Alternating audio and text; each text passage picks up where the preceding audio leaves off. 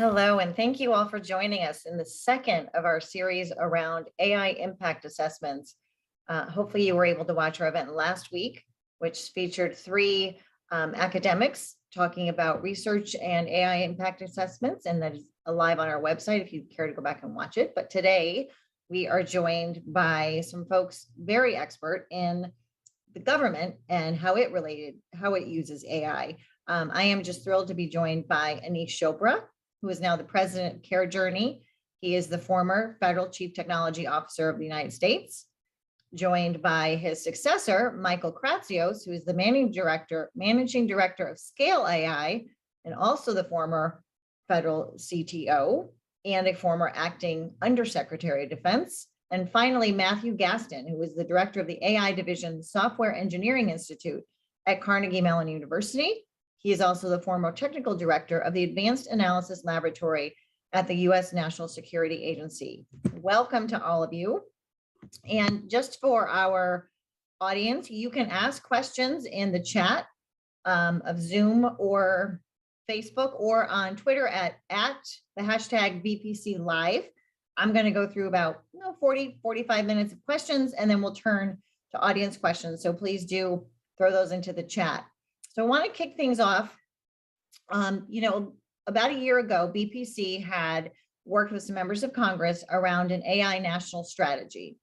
We brought together civil society and industry to debate some of the relevant issues. And we talked about training and the international aspects of this, all across the board. But impact assessments were probably the most contentious issue that we took on.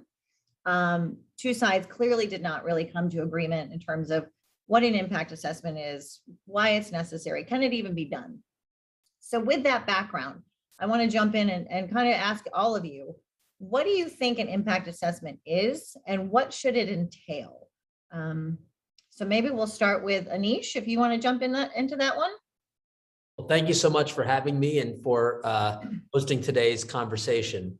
Broadly speaking, we need a mechanism of accountability and ensuring that systems operate as intended. The premise behind impact assessments is that we would hardwire the requirement that people evaluate the degree to which algorithms perform as intended.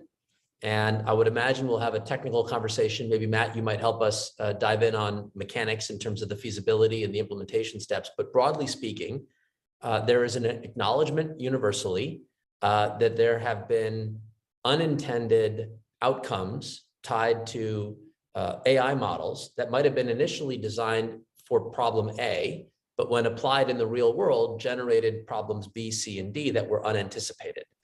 And so being able to identify, get ahead of the curve, evaluate. When the government is an operator of these models, maybe in the case of criminal justice or in some other domains where lives are at stake, depending on the use and accuracy of the model, there may be a certain bar we have to meet that may exceed what would be generally needed when thinking about how Amazon uses an AI model to determine who gets a coupon or something to that effect. And so understanding the severity of impact depending on who's administering the model and what level of transparency is required and the level of assessment review, if you will, be done, that may be part of this debate. But I'll say at the outset, I would emphasize where government is an operator, it is probably a higher bar and we have to meet that. I'd love to get Michael's take. Where we have regulatory impact, that is to say, in healthcare specifically, where I spend a lot of my time, and potentially other key regulated sectors of the economy, namely financial services, that we may have a regulatory answer that compels the private sector to come up with their own frameworks as to how they want to mitigate risk and bias in the models. And all of that must be part and parcel of a strategy to move towards some version of responsible AI. Kind of that level setting. I don't know, Michael, if you wanted to jump in, and then I would like to go to Matthew to talk some of the technical issues. Yeah, I think that's a great framing, Anish. I think generally the way I think about it is there are regulations that agencies can promulgate which impact the use of AI in industry. And there's another category of activities that can happen at the agency level where algorithms and AI can be used to drive some sort of outcome at the federal level. And I think those need to be sort of thought about separately and differently, and maybe there are overlapping mechanisms that can kind of sort of straddle both worlds. But I think that's kind of the key distinction to start thinking about is sort of what exactly are we talking about. I think my general view on most of this stuff is generally in the bend of industry or agency specific. So the use cases that sort of FDA or HHS is grappling with are materially different than what DOT is or even Department of Energy is. So there's often an easy answer to this where some sort of centralized body can help with this stuff. But what we've seen over the years is that the use cases and regulatory mechanisms used for all sorts of industries very wildly among the agencies. So thinking a way to stay nimble enough where the actual experts at the agency level that know their industry best are best plugged into these processes, I think is important. And a great example of that is some of the efforts that the Department of Defense is doing as they think about the expanded use of AI and they thought about these issues in ways that no one at FDA could necessarily help them with.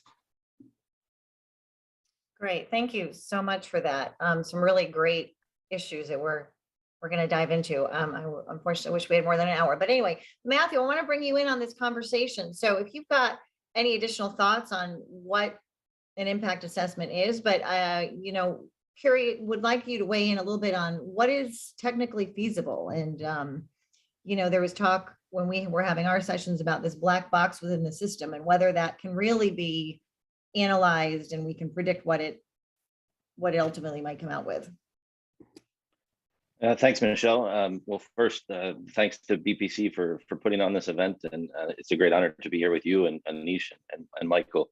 I want to emphasize really two of the central themes in the opening comments from Anish and Michael. AI impact assessment, it's all about accountability, right? That was the word that Anish used to ground the idea of an impact assessment, and I think that's exactly right. What do we intend to use these systems for? What are the unintended uses that we can envision early on? What are the risks? How do we know they continue to work the way we intend them to work? And then Michael, an excellent point about specificity of application. I think as we think about AI impact assessments, it's critically important to look at the scope of what you're trying to assess and how broad that assessment can be. And I think it's critically important to look at the application level rather than broad implications of say a whole diversity of techniques and science that represents itself inside of artificial intelligence. Michael pointed out that the considerations that FDA might have are very different than what DoD might have, or the intelligence community and beyond. And I do think that's critically important. And then as far as what's technically possible, I think there's a spectrum. There are already things happening in the industry, sort of voluntary things that I'm aware of that have come out of companies like Google and Microsoft and other places. One specific technique or concept is called a model card, where model builders, the model is a core capability that comes out of a machine learning process that can then be used to make predictions or inference or decisions. You can upfront in the design process consider a variety of questions about what is the appropriate use of that model, and document really why did you build it, what was the data you used to build it with, were there any biases or consider other considerations like privacy, other risks that you might be worried about. And this is very much a sort of a quantitative assessment of a model, and so that's what I mean by spectrum of what is technically possible. I think these questions are really great to be asking in the design process, development process, and even in the deployment process of AI capabilities. But I think there's a growing trend of grounding it more and more in the technical capabilities of what's there. So how do you build engineering mechanisms into an AI system that make guarantees about the system behavior? And maybe we can get into that in a little bit more detail later on. Yeah, that's really very helpful. And yeah, we can dive into all of that. One of the issues you talk about, a lot of the technical, there's obviously a lot of technical issues associated with AI, but one of would you look at how to mitigate the risks and impacts? One of the top issues that came up last week during our discussion, and I know Dr. Fei-Fei Li has been really advocating a lot for multidisciplinary education. So you're graduating folks, I know like yourself, who have a PhD in computer sciences, but bringing in multidisciplinary education, sociology, philosophy, and things like that, which would seem unrelated, but to your point, kind of can look at some of that data that's coming out and say, what are the societal impacts? And so I was just kind of curious what your thoughts are on the importance of that.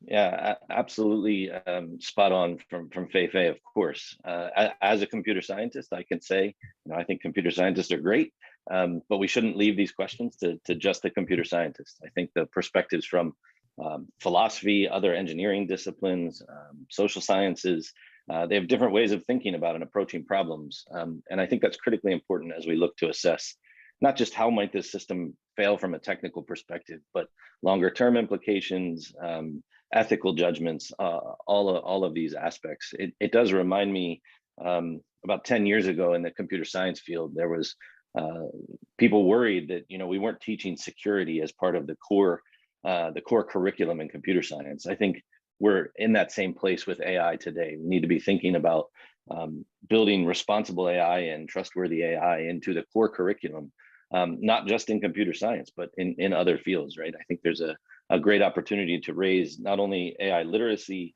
across a broad collection of disciplines, but even getting to AI fluency. So I think Fei-Fei had it exactly right, that to get this right going forward, a diversity of perspectives and perspectives on all of this is really important. Great. So going forward, Michael and Anish, you were obviously, as we talked about at the top, CTOs for the federal government. Technology obviously changes, it seems daily, it grows in what it can do. And so it's a little hard for anyone to keep up with, but certainly an organization as large as the federal government and all of its various agencies. But I'm curious your thoughts on if you think the US government is doing all it can to ensure that we continue our leadership on AI. Were there agencies that were particularly leaning in? What have you seen? I know it's a little bit harder since you've both been out of government for a little bit here, but would be interested in your thoughts. Yeah, I can chime in quickly. I think we've this is always a challenge, and I think that the way I generally view this problem is it's always rooted in people. At the end of the day, having sort of talented folks be able to sort of spend time in government to help make an impact is something that continues to be invaluable. And beginning when Anish was there began a greater emphasis of finding interesting and creating new pathways for technologists to enter government. So we saw it through the U.S. Digital Service. We've seen it through the Presidential Innovation Fellows Program, which just announced their new class. So there's lots of opportunities to try to bring folks into the government, and these are folks that can provide sort of new, fresh views on how to integrate these technologies. So that's one.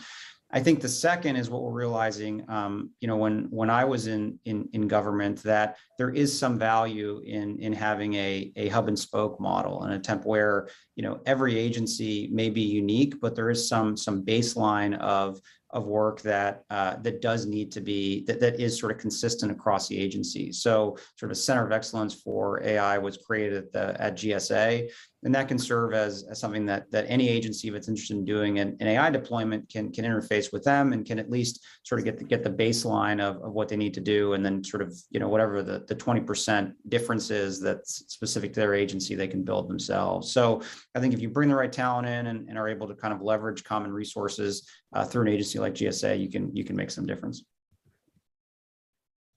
Great. So, Anish? if I could lift up, of course, I fully agree with the beauty of this conversation is this is one of those things that's about American consensus for leadership than it is about sort of left versus right on a particular ideological view, generally speaking. And I would say that that notion of people at the heart of it, that is, we would have called that the building blocks of an innovation economy, and investments in workforce, not only in the government, but also training more broadly. That's part of an infrastructure. If the historical view of infrastructure was roadways, railways, and runways, we're increasingly seeing in today's innovation economy an emphasis on digital infrastructure, human capital, R&D. And so in that vein, here's the challenge. We will always look difficult on the global scale in terms of dollars invested. And Michael, I'm sure you faced the same stress. I mean, China and others, even India, they're all putting in considerable investments specific to AI. We bumped the numbers up, you bumped it more. We made progress on investments, but it's not like we're going to arms race this thing on a dollar investment. But there is a number, and that number allocated to R&D, that number allocated to human capital, all that's critical. But we also have other components of an innovation economy. So if you ask where are we, globally, we do have rules of the road that create market dynamics to put people's talents and capital to its highest and best use. That is a uniquely American asset. And so to the degree to which this capability is going to create industries of the future and strengthen legacy industries and create all kinds of opportunity, we have a dynamic market environment that is built for these new technologies to emerge and to thrive. And so ironically, as we'll get into some of this, in certain sectors, we may see a little bit more of an understanding about what does it mean to have a level playing field for entrepreneurs and innovators to thrive. And so there may be areas where data access, interoperability, cleanliness of data, that all may be part and parcel of a strategy to accelerate the development of and use of AI tools. And to the degree we see government agencies embrace this, I think one example in the Trump administration, maybe Michael can hand back off to you, but the CMS Innovation Center launched an AI challenge. Now, if you remember in the literature, and I'm not naming names for anyone to feel bad, but there was a high profile algorithm that Optum was running that was using dollars spent by beneficiary to help determine whether they were risky enough to justify an additional care management investment. So they were doing the right thing, looking to say there are some patients that are more likely to end up in the emergency room or get admitted to the hospital, that maybe we could prevent if we put some invested resources up front to kind of manage the care. But allocation of those limited resources towards the highest risk patients, a noble and appropriate and efficient cause. But by organizing the model on spend data, it did bias against African Americans that may not have had as much spend relative to their clinical risk. As a result, maybe fewer would have had access to the care management resources than would otherwise have been predicted. So that was kind of headline news, an example of this responsible AI. Hey, how could they do this for healthcare? CMS launched a $1 million innovation challenge, and I would defer to Michael to say a few more words about sort of the success of that model. But one of the things that excited me was a criteria of success when the government got involved was the explainability of the model. And so contestants who were in the program, in order to win, part of the way they won was explainability, how easy it is to show a physician or a nurse or whomever why this particular patient showed up on your high risk list. And that starts to change the culture. And so a part of American competitiveness is investments, rules of the road, and then in some cases, like in the case of CMS, kind of part of this all hands on deck approach on key national priorities in space and energy and health, education. So Mike, I don't want to put you on the spot, but I feel like that was an example of government doing it right. Yeah, I'm not too familiar with that one. I kind of tracked it from afar, but I think that generally fits the profile of ways that you can the government can be impactful in these particular spaces. They have a convening sort of superpower to them that no one in industry, even the greatest industry groups, don't have. And sort of the prize and challenge mechanism as a way to sort of drive the community together has proven repeatedly to be quite useful. So yes, yeah, I think that's a terrific example. Matthew, I saw you nodding your head a little bit. Was there anything you wanted to add? Yeah, I think this example is a great example, and the inclusion in a challenge problem like this, the inclusion of criteria like explainability is a really good idea, right? It's sort of getting the development incentives right for how these systems can be built from the ground up, and then how they can be put into use. And we have a concept we call beyond accuracy, which is all about those other qualities, right? Explainability, robustness, security, understandability, transparency, all of these kinds of words that express other qualities you care about in these systems. It's critically important. There's a recent, not too long ago, Gartner published a paper on AI systems and how often they fail. And there's some statistic, I don't know how relevant it is today, because I think the data is about 2 years old, but 85% of systems will fail. And it's largely because if you only worry about accuracy, right? If you only worry about testing for a particular performance capability of an AI system at development time, you're not considering all these other facets. And so I think this is a really great example of how to do that and how to build it in right up front in the design process. Great. So Michael, we were talking last week, and there are a lot of conferences around AI that attract a global range of scholars. And so somewhat to what Anisha touched on with the international competition, how are the American scholars doing at these conferences, and how do we compare to other countries like China? Yeah, I think that was something that Matt kind of had some. Oh, I'm sorry. Yes, Matthew had raised that. Apologies. What he said is, although Michael is quite the famous academician himself, so let's give him respect where it's due. But Matt, maybe that is for you. Sorry about that.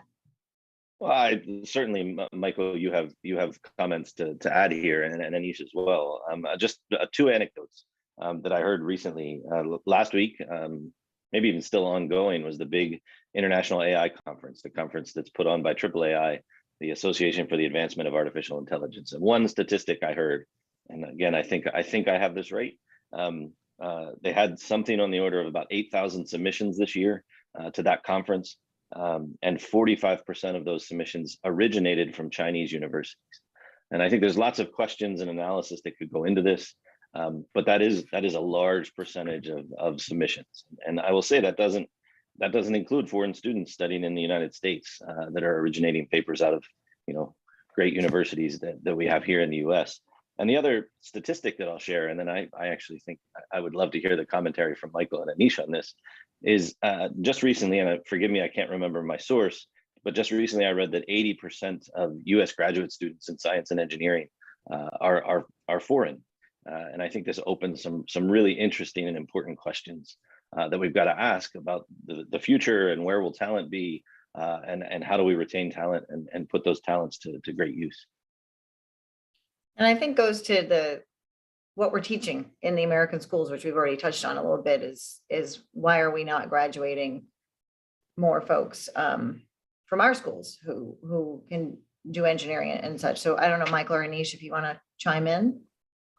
Yeah, I just my quick response to that. I think, Michelle, you're spot on. I think that the first order question to tackle before anything else is how do we increase the number of Americans who are pursuing sort of STEM careers and ultimately end up in places like AI. It is the American people deserve that and deserve a government that is focused on that as a first order priority beyond anything else. And it's been a little unfortunate to watch kind of that decline, and there's a number of reasons to it. But at the end of the day, I mean, we have to find ways to be able to kind of drive Americans into these important fields. And there's lots of other things to do as well, but I think that's certainly a priority. You know, in the interest of kind of keeping it a little bit spicy for the discussion today, there was one area, and I'll tease Michael about this. Look, high skill immigration is an area where I thought we had bipartisan consensus on it. Maybe we do, maybe we don't, and I can't say it with certainty. But to me, there's an acknowledgement when you look at all of the PhD computer science students in the United States, and Matt, you'll have to correct me on the current data, but a sizable share were graduate students from China and India coming to the US. And so one question is, on the national security front, some of those, maybe the Chinese students, I don't want to speak one way or the other, but there may have been some conversation about maybe tuition subsidies by the Chinese government that actually, incentivized folks to kind of get their education and come back, maybe with maybe even some debate about IP and some security risks around IP. But the point here is, if we obviously have to, job one, I'm with Michael, we've got to strengthen the pipeline, that unequivocal, we've got to put more resources there. But we also acknowledge that today's programs look a little bit more diverse. And the question then becomes, what is the fast pass for immigration tied to those who stay? Now, there was some debate, at the end of the Obama administration, we extended OPT, I think for an extra 18 months. We created some quasi vehicle regulatory wise for startup visa in case folks wanted to give it a go in terms of being an entrepreneur. Also, right now there aren't a lot of clarifications about what does it mean to be excellent, right? There's the O1 visa, which many folks rely on for bringing in their leadership teams. So what constitutes, maybe we could ask Matt, what constitutes exceptional ability in computer science? And maybe there's a set of things that you're doing in AI that automatically qualify you for exceptional ability, and there's an uncapped immigration vehicle. So if there was ever a moment where we could try Bipartisan Policy Center to bring some rational consensus around, this concept, maybe this becomes something we can move forward on. I know that's got many other politics involved, but just that's the one area I'll be a little spicy for the discussion today. I will just chime in on BPC's behalf that we have had an immigration project for several years. Folks can check out our website around that, where we have argued for comprehensive immigration reform, which would include high-tech visas. With that, Matt or Michael, do you want to say anything on this one?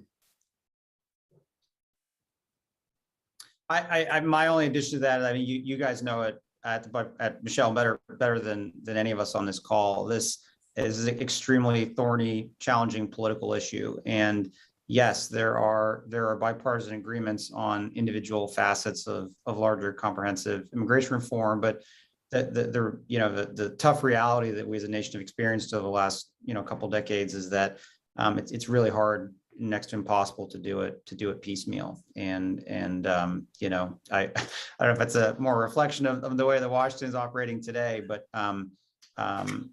talking about individual pieces of it can often be challenging when rather than thinking about it as a whole.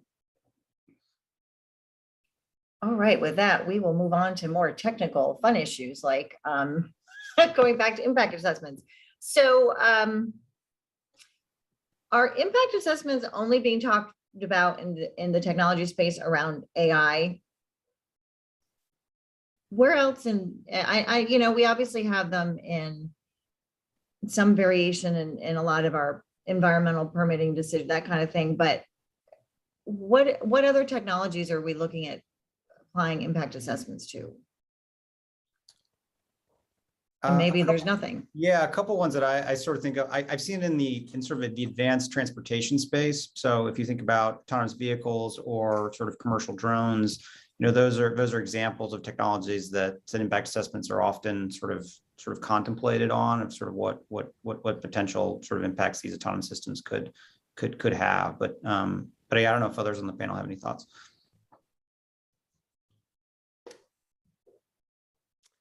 I'll defer to that on Matt. I mean, look, I think there's nouns and verbs in this conversation. And so, the nouns of an impact assessment, maybe Matt, you might actually characterize what are the sort of deliverables when one produces such a thing, at what cost structure per model. There's something which leads to the debate about whether the costs incurred justify the level of effort. Then there's this, if I thought of it more in the context of a broad policy objective that says good housekeeping seal of approval, sign on to a commitment that you make your models trustworthy. There may be an industry definition, a verb that says we will come up with a code of conduct, a set of standards, a technical framework that allows us to assert with confidence that we've done our level best to weed out bias. And there's a set of things that we do process-wise within our engineering teams to reflect that. And maybe there's even a maturity model to some degree, which allows one to say, look, for relatively low risk models, we'll do relatively low risk effort. We'll sort of sign off on that and we'll see them in higher risk. So Matt, could you comment on nouns and verbs? Is the reason the impact assessment debate gets caught up is that there's a specific set of things that are defined as such in a noun that requires a heavy investment in order to accomplish, or how verb-like can we make this to allow industry to sort of self-organize and define? I think it's a fascinating perspective on it. I don't have all the answers here for sure. I should make that clear, but I like this idea of turning it into a verb. And you also sort of went past an idea of proportional response, which I think is really critically important, because if I'm applying AI to serve up the right ads for a consumer or make recommendations about movies, the impact assessment can probably be lighter weight, probably. But if I'm thinking about a defense or national security application, it's a worthy investment to take more time and more effort to go through things. So yeah, I think risk-based, understanding the risks wherever possible, quantifying and quantifying those risks is really, really important. As I mentioned earlier, testing is a big deal. Most people that are doing AI or machine learning today are just testing for accuracy. You could lay down a whole bunch of additional very quantitative metrics for testing for other things like robustness. Do you know when these systems will fail? So I like this idea of getting away from a noun and making it a verb, an activity, and assessing how much effort really should go in based on application specific things. To Michelle's question about other disciplines where there may be impact assessments, I don't know. I specialize in AI and in computer science, but I would imagine in places like synthetic biology, as that's starting to really gain traction and garner a lot of investment right now. That's a critically important area where there must be impact assessments for, if you start to think of DNA as programmable and what happens when you change things. There doesn't have to be any AI in there, but we definitely want to be assessing, is this responsible to do? What are the impacts of it? Thank you all. So that kind of brings me to my next question, which we've touched on in a couple different ways, but so what types of bias, we've talked about bias, impacts rather, bias, we've talked about privacy, safety, there's national security. Should an impact assessment focus on? And I guess the second part of that is looking at sector specific approaches. Obviously, as you had just mentioned, you've got one thing where an ad is recommending a product someone should buy, and then you've got AI that's addressing whether someone should get a loan. And so those are obviously very different things. So just kind of want to get a few more thoughts from y'all on what are those impacts we're trying to measure, and which sector should have maybe a different framework. This is an area where I'd love to have a little bit of a back and forth with Michael on the policy debate, because I don't know if we've solved this, but I want to just brainstorm a little bit about how to think about it. So let me look at this in different buckets. Number one, through the NSF and DoD/DARPA/other, kind of core R&D investment vehicles, the more we build tools that facilitate the kind of, bias identification, tooling, and other things to democratize the ability to do this, so it's not a very heavy burden, that's like an investment in good. Like, maybe that should be a better allocation of our R&D dollars. We should explicitly do that. I don't know exactly how the monies get allocated. Obviously, I haven't been in the agency allocation in a while, but there's a category of enabling tooling to lower the costs if and when people choose to use the tooling for their own purposes, all sectors. Then there is let me invert the pyramid. So let's start with the highest stress areas, heavily regulated areas of the government where we have already laws in the books and the kind of harms that you have to be mining for, irrespective of the technology. And so I do think health and financial services are areas where we've got existing frameworks, FDA, CMS, we have existing frameworks that just have to acknowledge how those frameworks extend when you're bringing in AI models into the foray. And so in that regard, you anchor on the core existing regulatory process, but you amend to bring in sort of the technology specific risks that are adjacent to the core risk. So for example, an action that's used to inform medical decision-making at the time of data telemetry of a patient, you kind of want to have confidence that the recommendation coming out of the system being used in the point of care reflects a true effect of what's happening and doesn't have a lot of false positives or even false negatives. And then I think the long tail of FTC governance of broad industry, don't lie to your customer type frameworks, that feels like an area where we might have more of an industry code of conduct that raises the bar from basically having to do nothing, like we saw with privacy. Basically, there's no minimum requirement. And maybe there is a minimum requirement that we get industry to self-organize and commit to say, look, we'll take the following basic steps and we'll, as an industry, commit to doing that to mitigate the risk of us sort of misleading our customers, which is a core violation of the FTC. So I don't know, Mike, I'm just throwing that out there. If you have any reactions to it on the policy side, one way or the other. Yeah, I think your frame is terrific. I think that the first point you make about sort of leveraging our basic research agencies to sort of drive continued sort of cutting edge research on ways to evaluate models and everything around developing AI and more basic research in AI, totally agree. I also very, very much agree with your second point. And I think this is one that unfortunately isn't necessarily, a first order answer when most times people think about how to regulate AI applications. The truth is, we have hundreds of years of legislation and regulations in place, which have identified things which we as the American people believe are not okay. You can't be racist. You can't discriminate against people. There's these particular rules and laws play out. Sometimes they're industry specific. Sometimes they cut across industries. So I think that's where you honestly always have to begin. The idea of creating new frameworks because you have a new technology now in 2022 is not the right way to go. You have to find and understand how this technology is it going to be continuing to sort of follow the rules of the road that are already in place.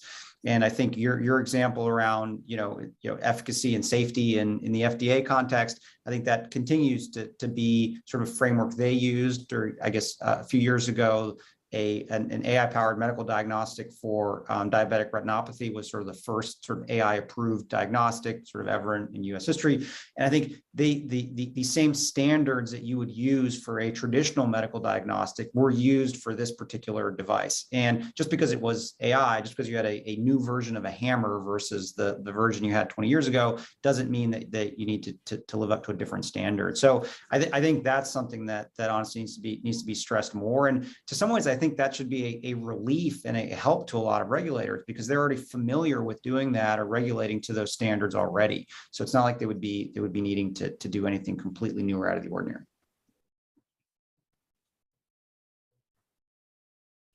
Great. Thank you. Okay. So I don't know if Michael wanted to chime in on any of that, or Matthew. Sorry, I keep doing that. It's both M's. Sorry about that. Matthew. Just briefly, I think this is an important perspective, which is we have all these standards in place, and we should ensure that our new technologies are meeting those standards. Maybe that is what a piece of what impact assessments can be, which is how are you doing it with this new hammer, as Michael pointed out. Also, we can't let the new technology be an excuse for not caring about all of those things, or not holding up all of those things that we think are important. And then just a point I feel like I need to make, maybe as a side note, AI itself, the algorithms are not, they're not things that are biased, right? They're just algorithms. It's sort of how they're used, how they're employed, maybe the data that goes into them. But I want to make sure that the listeners out there know that it's not the technology, it's really the use of the technology, and how it's being deployed in different applications. And just one thing to add on my side, I work at an AI company now called Scale, and we focus most of our efforts around the data that is essentially used to train artificial intelligence models. And the core thing that we think about and that we advocate a lot is that if you're trying to sort of debias your model sort of after you've already created it, you've essentially already lost. Like, you should be dealing with the bias issue at the very start, from the initial data set that you were using to train your model. And that is where sort of, I think, could be an interesting lesson for regulators and others to think about as they're looking about ways to do the impact assessment. Because at the end of the day, the models are just trained on data sets. And if you have a biased data set, you probably have a biased model, and you're going to end up having a lot more edge cases. So I think one lesson that can be really learned is really focus that the data is such a key part of the AI lifecycle, and how you sort of train and maintain the models and eliminate drift and all that. That's a really excellent point. That there's got to be I think when we were talking about this, we were talking about scrubbing the data and having clean databases to use from, and the machine will learn our biases if the data is not entered. They don't have good data to work with, et cetera. So that's a really key point in this. I want to switch gears a little bit. The EU has been moving aggressively around regulating AI. They're pursuing sort of a risk-based approach. They're leaning in ways that I don't think we are. Curious what you all think of their approach. Would it work here? Matthew, I'm also interested in, from the software engineering perspective, how do you all deal with that if EU is moving forward with some regulatory issues, but we are not here, and how is that impacting your members' job, how they're doing their job? But I don't know if anyone has some comments on what the EU has been up to. I quickly comment there. I think the draft legislation or rules were put out last year, and I think what you tend to see is this sort of categorization or buckets of AI. So you have sort of super high risk applications that they ban outright. Then you have a set of high risk, AI applications that need to be sort of monitored and assessed and approved by some government body. And you have lower risk AI applications that don't need government intervention. I think the key questions remain are who are these sort of mythical, brilliant people who can make these assessments in Brussels and impact the tens of millions of Europeans in a way that isn't innovation killing. And I think that continues to be a very an open question. Some of the key issues that a lot of U.S. companies saw in the initial drafting were surrounded around this question of a requirement for source code handover for this body that doesn't yet exist, of people we don't know who they are, would be sort of digging through sort of proprietary source code in order to make an assessment of whether or not this particular product's in the best interest of the European people. And I think that again is a very, very tough hurdle, and I don't see many or any U.S. companies agreeing to that level of scrutiny. So I think it continues. It's going to continue to be a challenge, but they will kind of plow ahead in the years, and probably in the next two-ish years, you should see some more finalized language.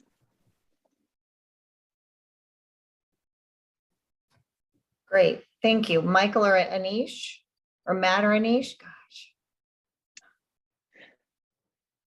Look, I love my friends in the EU, but I feel like we've got a framework in the US that's going to drive the industry forward. I think there are a few examples where the EU broadly has found a regulatory path that actually is net positive. I think open banking, for example, introduced a set of technology capabilities that I wish we had more of in the US, and we're making progress there. But some of the other ones like GDPR wasn't exactly number one on my cup of tea in terms of just the framework relative to what we could have had if we had a bit of a US version of a privacy framework. So my hope is that we forge our own path. We come up with strategies to democratize and expand the use of this new capability to make our lives better. I do think there'd be an interesting question for policymakers to say, where might be the areas, like if you look at the weather service, we've got all this open data. I don't know, Michael, you tell me, but my instinct is there's some great models being built on the weather data. And when you have, an open data pool that lots of people can play in and then build their own technology stack above, but the data sets are relatively open and common, that gives you a certain degree of confidence in terms of what the different models do. And so I would love for there to be more weather channel data sets. Now, the CMS AI challenge, Care Journey, I'm a healthcare researcher, so we get to access the CMS data. Unfortunately, the CMS data cloud is I don't mean to be rude to any one company, but it's like built on an old SaaS code. There's no AI, there's nothing. I can't use any of those tools in that environment because the US government hasn't upgraded the data cloud to enable the kind of tooling that we want to see be used. But as we create pockets of data, there may be an opportunity for almost like a call to action to bring people in to design models and then to democratize them. So we should be as much about this welcoming voluntary model to build tools, as opposed to maybe this heavy-handed approach of like, give me all your data to give you an answer. That's my personal opinion. Yeah, I think you bring up a good point. I think we've seen it maybe in the debate currently over the last 6-7 months in Washington around the national AI resource that was authorized in the NDAA, and I think as they're trying to create sort of that resource, there's a lot of discussion around how do you could potentially use as a home for AI ready data sets, if you will, that can then be leveraged by academics and researchers and others. And this is certainly part of a larger trend, right? Not just opening data, but opening models once they're built is a thing that people do. They share them all over through a variety of different mechanisms. Certainly the research community of machine learning is moving towards much more openness, right? Can you publish your code, publish your data, publish the model that you created so that others can learn from it and explore with it? And even, I applaud industry for sharing their tooling, their infrastructure. Many of the frameworks used in all of the big tech companies have been shared out there as open source products that others can use. And I think this is great from a spurring innovation, from a democratization of the technology. There's a lot of promise in these approaches, and it even gets to having more confidence in capabilities as they're built. Yeah, man, I agree. We're seeing that in industry too. I think that the hard part of the AI life cycle is becoming less and less the model building itself. That's becoming not really hard. It's still challenging, but it's not the hard part. The hard part is finding the data set and putting it in a position where it can continually train the model. And I think as you sort of think about where the regulatory future is, if you ultimately in 5 or 10 years down the line are essentially going to have sort of broad democratization of the models themselves, again, it goes back to the data they use to train it and how you can assess that in the process. So I'm going to jump in and remind our listeners that you can ask questions in the chat or at hashtag BPC Live on Twitter. So I'm going to turn to those questions in just a second. But while we're talking about data, we've heard a bit about that the federal government actually owns considerable data that people can't really access. And so I was curious if anyone had some ideas on how to make that data a little bit more open, that obviously some of it's very sensitive information involving social security numbers and et cetera. So how would you do that safely? But I was just curious if anyone wanted to weigh in on that. Well, I think let's be more optimistic than pessimistic. Thanks to a bipartisan effort going back north of 10 years, we now have open government data by default. So protect privacy, protective of national security. Generally speaking, there are massive amounts of data sets available for download and use. I actually think that's one of our strengths. There could be more, and there could be more enclaves. I didn't pay attention to the AI Resource Center, Michael, that you pointed out, but that would be an example maybe of a new enclave.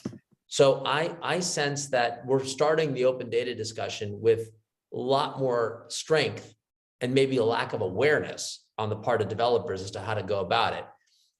Even if I remember my brother in arms over at my cousins over at CFPB, I think they've put out all the complaint data as an open data set. So you can sort of mine it and NLP it to understand, where are there patterns of challenges within the, within the financial services industry. So Michael, you tell me, but I feel like we've made great progress and it's moving pretty well in the field. I do. I think there certainly is progress. I think that the challenge you end up seeing is that the data is often not in a form or fashion that can often be particularly useful. And I think for anyone listening, if they go to data.gov and just search some stuff, like they're not going to create the next great American company by downloading a data set from data.gov. And if the nothing against data.gov, it was a terrific way to sort of aggregate this stuff. But I think we need to think more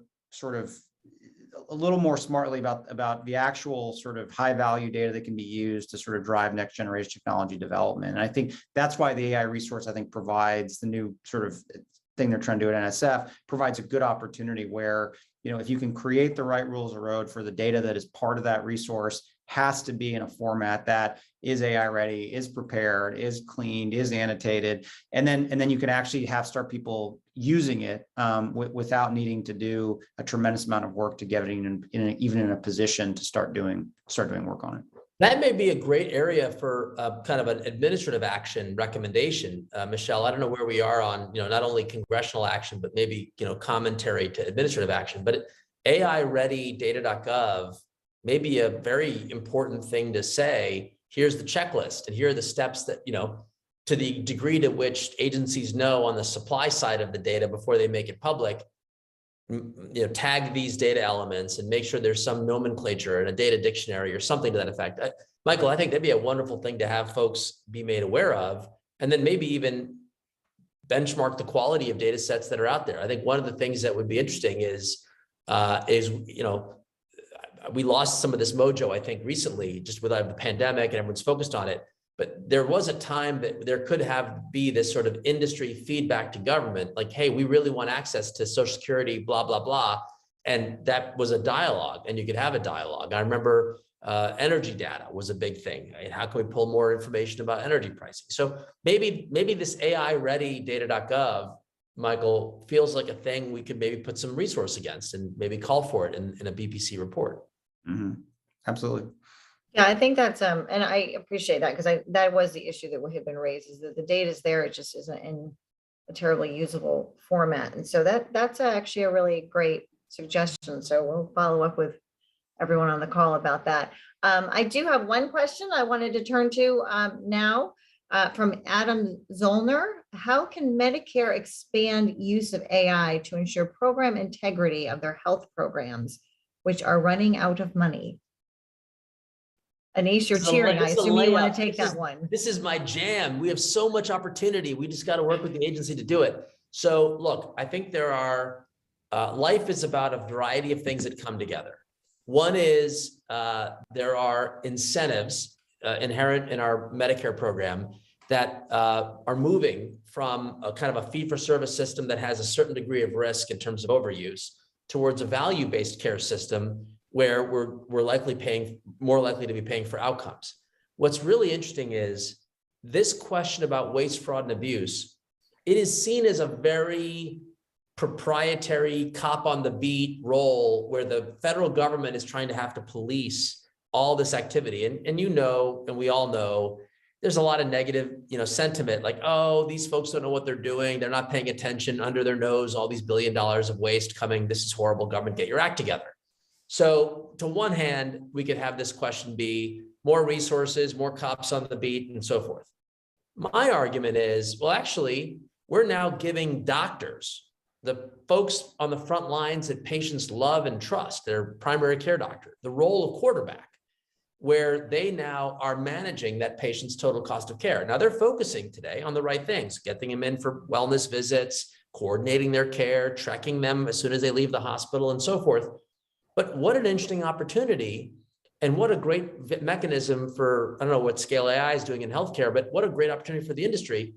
What if we could have doctors partnering with companies to mine the data on behalf of the patients that they are responsible for managing to help find this fraud, waste, and abuse, and almost sort of democratize this in a way, because these patterns are, they should be detectable, and it shouldn't be only on the budget of the OIG, Inspector General for Program Integrity Function, PI Center in Medicare to solve. And if we declare victory by doubling their budget, we somehow solved it. No, maybe the answer is we democratize it.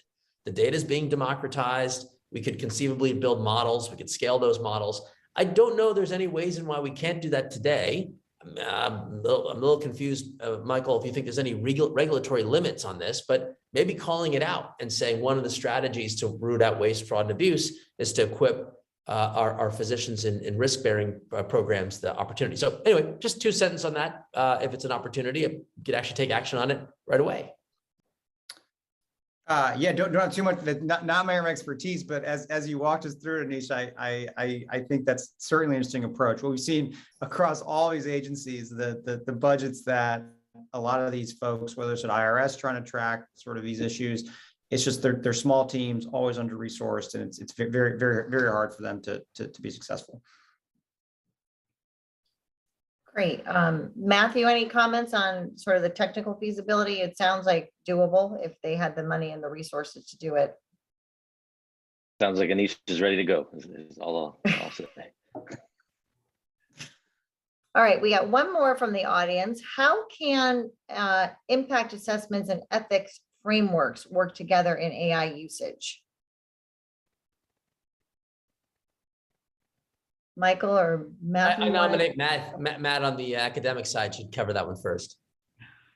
I think they go together, right? I think the ethical frameworks, whether it's the DoD's ethics principle, AI ethics principles, or any of the versions that are out there with an industry, Microsoft and Google and everybody else has these ethical principles that they've published and that they're using. I think they drive the questions you ought to be asking in an assessment, in an AI impact assessment. So I think they come together. The thing that I'm hoping to see, and I think there's an investment opportunity here, is driving beyond just a qualitative assessment, right? Someone's opinion about how well this system upholds a certain ethical principle, and really getting to how do we understand how to specify these as part of the system requirements? How do we test for these at development time? And then once systems are out there in the wild, how do we continue to assure that they're upholding these these ethical principles. And so beyond just assessment, actually managing and operating these systems, driven from the kinds of questions that you would ask with an ethical framework. Yep, and I think kind of the technical nature of those assessments, I think, as we were sort of brainstorming a little bit about where are places within government to have expertise to kind of think through this. I think many people in Scholar have sort of worked with or interfaced with NIST at Commerce, for example. That's a very obviously sort of nonpartisan agency that looks at sort of standards and thinks things from a sort of a very analytical mindset to sort of create frameworks for all sorts of stuff. And those could be places where you could at least attempt to potentially pilot some standardization around how do you ask these questions and get a kind of the technical feedback answer that Matt's talking about. Great. Well, thank you all so very much for this. This was a really robust, great discussion. I appreciate you all being here. So for those watching online, just keep an eye on for our website for more information about our work on AI impact assessments. And you can find Matthew, Michael, and Anisha's bios on our website. Thank you all. This was really a great conversation. I so appreciate you taking the time with us this afternoon.